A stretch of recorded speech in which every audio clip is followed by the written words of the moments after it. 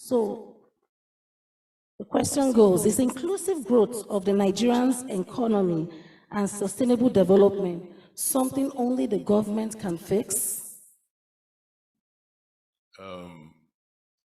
If you listen carefully to our prof, you'll get the answer to that question.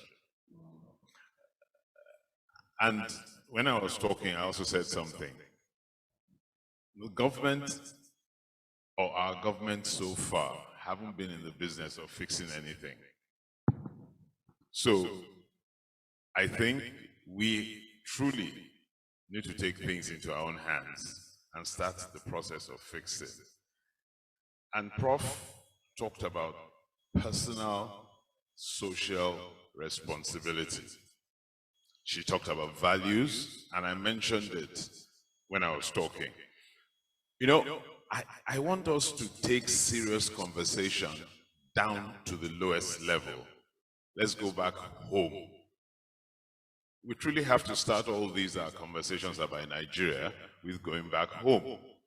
How do we bring up our children? Do we bring them up to be responsible citizens, responsible children, understand good values? Today, when I want to do anything, I still ask myself one question: what would my mother say? Or what would my father say? If we bring up our children with those values, we won't go wrong. So when you know that if your mother or your father will say don't do it, and you go ahead to do it, then you're ready for the consequences. And you know there are consequences, and you know there are sanctions. So we've built an environment where there are no consequences, there are no sanctions, everything goes. So my answer to your question simply is this: it's not, government isn't going to do this.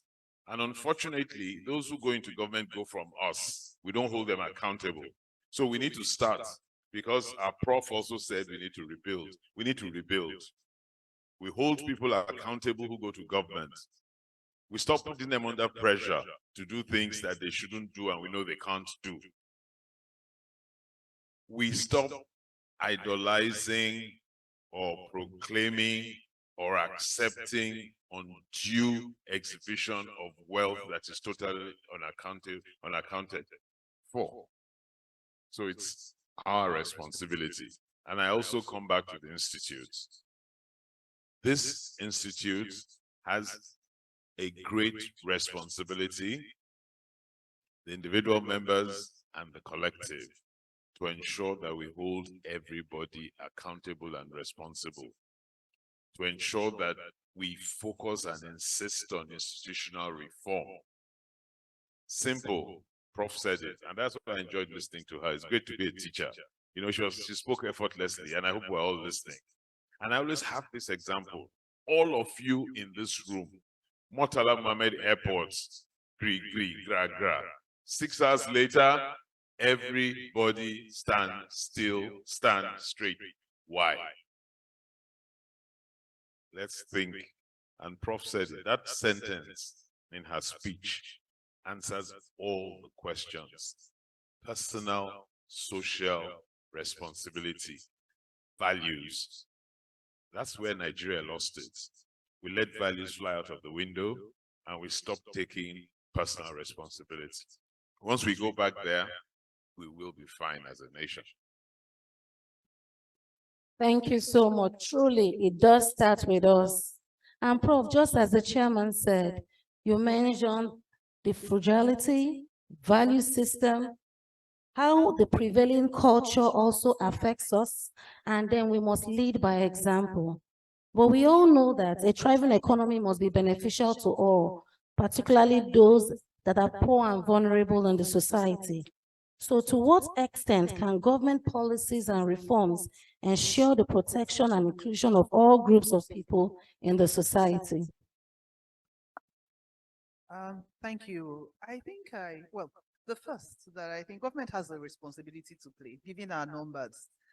I think that the focus will be on a number of things. For me, education.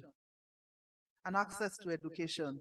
It's very important for an inclusive society. Literacy rates, if I look at the statistics, have increased over the last couple of years, so it's in the mid-60s now. However, more and more people are excluded from the educational system. We cannot talk about a thriving economy in today's world if we do not have a populace that is educated and that they have the skills that are required to drive us there. So I believe that government policy, I think a lot has been done in the education space, but I think that there's still more to be done to ensure that people not only begin, but that people pass through and complete basic education. The second is about the policies that could promote employment opportunities and job creation.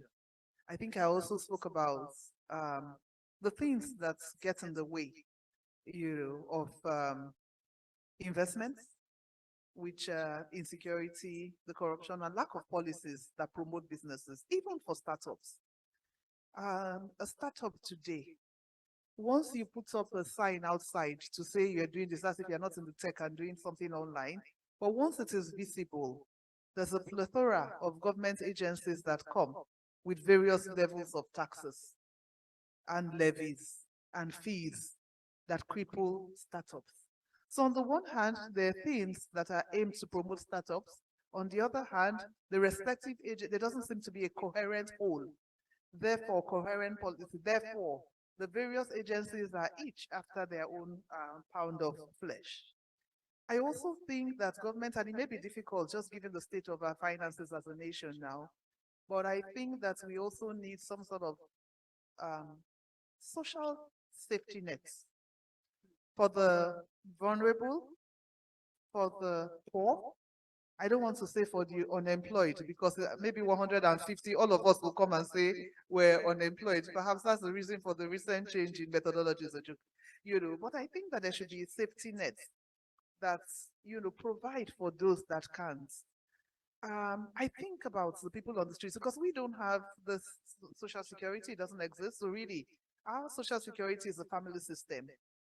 But with increasing urbanization and people moving away, and the cost of travel, the other day I was speaking with my driver and I was encouraging him to get married. And he said, well, he had to go and do introduction. And I said, yes, so why don't you go and do it? He said, well, they insist he comes over and that the one-way transport to his place is 50,000. So just to go and come is 100,000 minus what you will buy. So you're called to me, wait, so this is how high your to transport. So what of your parents? When last did you see them say, don't ask that one, no, madam. So the point is that with increased urbanization and people moving to cities, what happens to the old people and the vulnerable that are left behind? So we should have government policies that address a couple of these things. That's how we can have an inclusive society. Thank you. Thank you so much.